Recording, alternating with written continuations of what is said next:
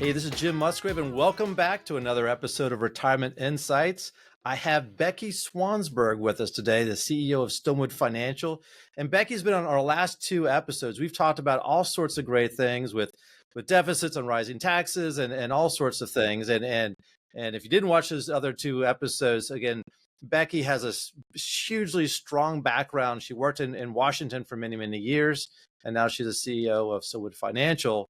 And so what we're going to talk about in this episode is that, yes, we are in an election year with you might have two noticed. candidates. So we're in a year where the popularity of these two candidates is probably the lowest in history. So anyway, I won't go into the candidates right now, but people, I tend to get phone calls. I tend to get people who are a little bit worried during election years about their portfolios and this and that. So what I want to talk about a little bit is like, well, how do the markets perform during an election year? And then we're going to talk about, well, what does that mean legislatively, and what does it mean for a retirement? If a Democrat or a Republican is elected. So what's interesting is that BlackRock has a great little monthly report called the Student of the Markets, and Mark Peterson is the guy who puts that together. He's been on my show a few times. But to make a long story short, when you look at the history of the stock market, how it's done in election years and not in election years, actually in election years the market loses money at a smaller percentage. So they actually have the 20 years history, in election years, the market's only been down 17% of the time, or 4 years, where traditionally the market's been down, about 22 years out of 52, or about 30% of the time. So it's really kind of interesting that during election years that the market actually loses money less on a percentage basis, which is kind of interesting. And the years that it did fall were basically, we were in like major bear market recessions. And so that was an interesting little fact that BlackRock has. And another one is that there's another saying that says, hey, sell in May and go away. Well, what's interesting is that you look at the chart right here. It's the May 1st through October 1st. We go mommies to mummies, which is, I guess, Mother's Day to Halloween. Since 1926, the markets have been doing about 4.3% and during that period of time versus the rest of the year from November 1st to April 1st or 30th. To about 7.4. Well, it's interesting, in election years, the market has done pretty well in the summertime. It's actually it's almost as good as it has been in non-election years, and it's sort of the same thing with the bond market. So historically speaking, we are not in a bear market recession this year. So I think the market's going to hang in there pretty well. So that's my quick market update with election years. Yes, we're going to have some volatility. That's to be expected. Well, things get a little more volatile in the third quarter, like September and October, because it's like, then boom, the election, whoever's going to be elected, things tend to calm down a little bit. But I got Becky with us today, and I want to ask you, so, from a legislative or political, more like a legislative and how it affects us, how do you see elections, affecting us in the future, either in the future or in the past? Yeah. So first disclaimer, and that is, we mentioned this, Jim, when we were talking before on a previous show. Mm. If you want to be retired only for the next 4 years, the outcome of the 2024 election, very important. Mm. If you plan to be retired for the next 10, 20, 30, 40 years in the future, it's not just this election, but it's really the next 10 to 15 election cycles. The thing that drives legislative risk for U.S. savers when it comes to their retirement approach is actually not whether Democrats or Republicans are in the White House. What really drives it is the reality that in America, we have a 2-year election cycle. And that means every 2 years, we have new government in America. So anything that is good or bad in this cycle can easily be undone 2 years from now. And that makes it very hard to predict with confidence what the future might bring. No one in 1995 was looking ahead to the 2024 election saying, I bet I know how just this election is going to go down. Right. So because of that, we really need some diversification in our retirement approach that protects us against this legislative risk and these legislative changes. That said, there are things from the 2024 election that are going to impact U.S. savers.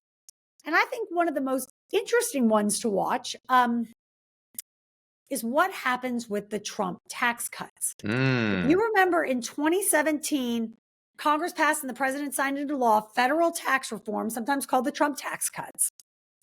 And those tax cuts reduced individual income bracket rates for millions of Americans. Myself, Jim, I'm sure you, probably all of our listeners today.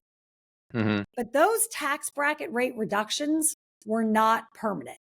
Right. And they expire in 2025 unless Congress and the president work together to pass some kind of extension or new package of cuts. So when I'm looking at this next election, what I'm really looking for in November is, what does it mean for these tax cuts? Because if they are extended, they won't last forever, but it does give us as savers a few more years to convert funds from taxable accounts to tax-free accounts at these lower rates. Right. Of course, if they are allowed to expire, all of our tax bracket rates are going back up in 2026. So near term, this could have a big impact on tax strategies within retirement, how we convert funds to tax-free vehicles, and of course, our own tax levels. Right. So let's handicap that. Okay. This is important because it matters not just, this is obviously a big election because of who ends up in the White House, but also what's the makeup of Congress. President Biden has already said if he wins, he is now interested in extending the Trump tax cuts, which of course he will not call them that. They'll get a new name. He'll extend those cuts for lower and middle class Americans, but not for wealthier Americans.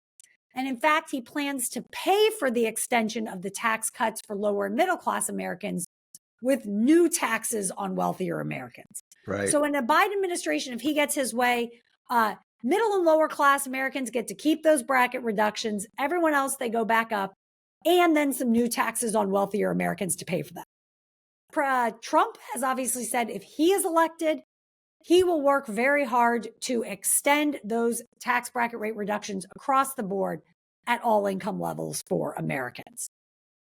The kicker in all this is Congress. Right. Because, of course, while the president can set policy, Congress passes the laws. The president can't pass these laws on his own. Now, it could go either way. I suspect if you asked me today, what's my best guess? My best guess is that the Republicans maybe take back the Senate, the Democrats take the House, but both are at very thin margins. Means that neither party has an overwhelming majority in either body. So then it really becomes a question of what can get through. Can we package some kind of package for either an extension of the entire tax cuts or an extension only for lower earners with additional taxes for higher earners through the House and Senate? I think it's going to be challenging to do either way, which is why I think it's still probably more likely than not that for most people listening to this call, for most of us that have done a good job earning and saving throughout our careers, those tax brackets are probably not going to stay at these lower rates past 2025. Now, on one hand, that's depressing, but on the other hand, that creates the urgency. Like 2024 and 2025 are key years for savers to really focus in on the tax status of their retirement assets. Because if there are any changes that people want to make, they can do so today at a discount, but we don't know how many more years we'll be at these artificially low tax bracket rates.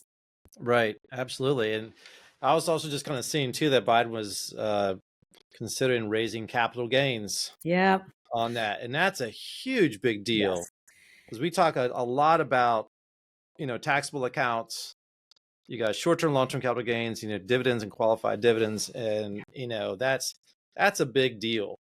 And I don't know. It's just a big mystery, a big question mark on what could happen. Yeah. And so I don't have a whole... to what we said, I think most Americans don't realize that kind of the success or failure of their retirement approach is in a way kind of up for election every 2 years. Right. Every 2 years, we are kind of depending on millions of Americans to elect these leaders who go to Washington, who pass all these laws that impact our savings and our taxes. We can't control the electoral process. We can't predict the next 15 years of election cycles for sure. But what we can do is make sure that we have some diversification in our approach, to make sure that we have some funds that are maybe tax deferred and some funds for retirement that are tax free, so that if taxes go up in the future, a portion of our retirement assets are protected. So there's a lot that savers can do. And one of the reasons I love election years is because it really focuses our national attention on taxes, on the impact that Washington can have on our retirement approach. And that helps savers, and I hope all the listeners today really realize that now's the time to meet with someone like you, Jim, who understands the role that taxes play in retirement. Yeah, I mean, we almost sounds like we're a broken record where, it could happen. What the main constant is change.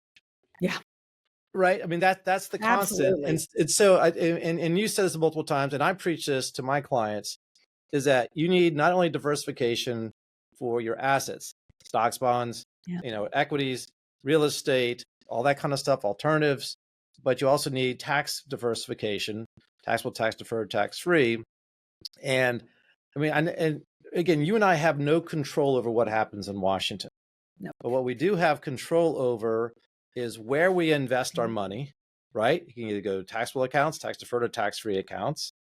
And we can control when we pull money out and what tax bracket and how much for our qualified plans.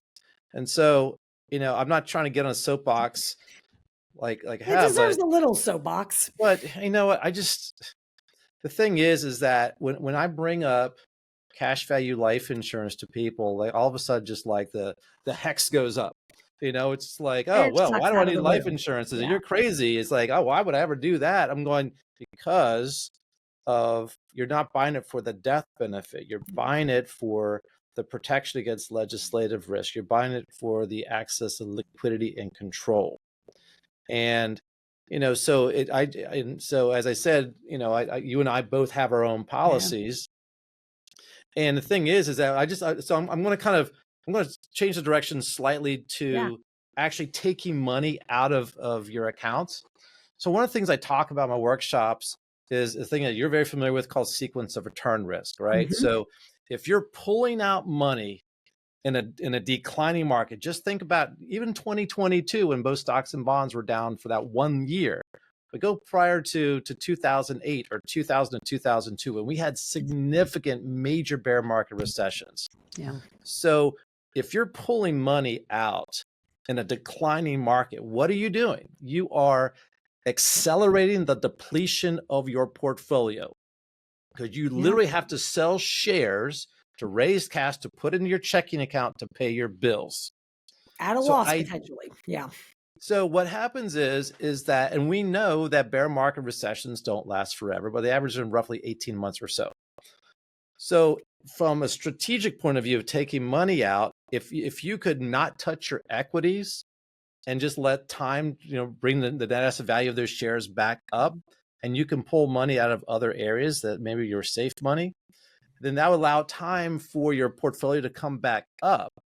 And so how I plan to use my cash value life insurance policy in retirement is I'm going to use it as a part of my bond portfolio. Oh, yeah. So I know that you and I in our lifetime may have 1 or 2 or 3 bear market recessions. Yep. So if I got a cash value life insurance policy that I could take loans and withdrawals that are tax free, if I get an IUL, an index universal life, where the principal's protected, then I can pull money out in the down years, give time for the markets to come back up. And now that I've kind of just addressed the sequence of return risk just by having the option of pulling money out of different accounts. And I think that's the point that you and I are trying to make right here. Yes, we've got tax lists. We don't know what Congress is going to do. So the only thing we can do from a planning point of view is diversification from assets and also tax diversification. And as you said in our last episode, I love Roth IRAs. Both of you and I have them. Yep. But Roth IRAs are subject to legislative risk. They can change the rules, but a contract with the life insurance, it has to be, they can change it forward looking, not retroactively. And so for all those kind of reasons, just put a sliver of your portfolio in cash value life insurance, and maybe have some additional, chronic illness riders that you can use for long-term care. Maybe you can use it as an infinite banking concept where you can borrow money, buy a car, and pay yourself back. Anyway, we've been talking about, elections, but I kind of went down this rabbit hole, but the question is, what do you do? And the answer is that you can diversify among your different things. And so I think that's basically the main point I kind of want to make right here. Were there any final thoughts on the topic of elections and uncertainty in these times? Yeah, no better time than an election year to really just make sure that you understand your retirement tax bill, that your look, if you've saved in a 401k or IRA, you have a tax bill coming in the future. You've deferred your taxes. We all know that's coming. But a lot of us have never quantified that tax bill. And so I would say that if you have not had an analysis run of your potential taxes in retirement, this is the year to get it done. Because if you want to make any adjustments to your strategy, you can do so today at a discount because of those artificially low bracket rates, but that window is rapidly closing. So Jim, I know you help a lot of your clients with estimating their retirement tax bill, looking at different scenarios where taxes go up, where taxes go down.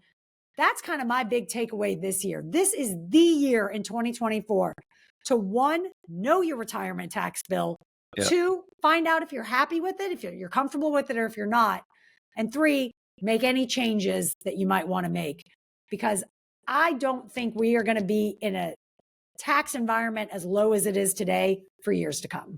No, I agree. So I always encourage people to go to my website, and you can request all the handouts. I got the great student of the markets. Even if you watch this podcast a year or 2 or 3 from now, we give you the updated stuff, but also request your retirement tax report. Just go to jimmusgrave.com, and you just put in some basic information, and we will email it to you very, very quickly. So anyway, you've got to know what your tax bill is, and first of all, I want to applaud you guys for watching this, with your financial education. So again, I want you to follow us on Facebook. Hit subscribe to the YouTube channel. Link with Becky and I on LinkedIn, and because we're constantly posting great stuff right here. But I try to put out a newsletter every Friday where we really dig into the election, what it means for savers, and what it means for taxes. So and you do what? Do you do like quarterly updates on what's going on legislatively? We do kind of quarterly updates, but really that if you connect with me, get our newsletter, it'll help you kind of see what's going on in Washington. But most importantly, there's always something crazy going on in Washington. What does it mean for your retirement? That's what matters. That's what, at the end of the day, I can't control everything in Washington. I can only care about the things that are really going to impact me. That's right. Becky, thank you so much for being on us for 3 episodes. I can't believe I got your time for this. Pleasure. You've been very, very generous, very, very insightful. So thank you so much for being on here. I will see you at the next Innovate conference. Right. And hopefully next time you're in DC. And so thank you so much. And we'll see you the next time on Retirement Insights with Jim Musgrave.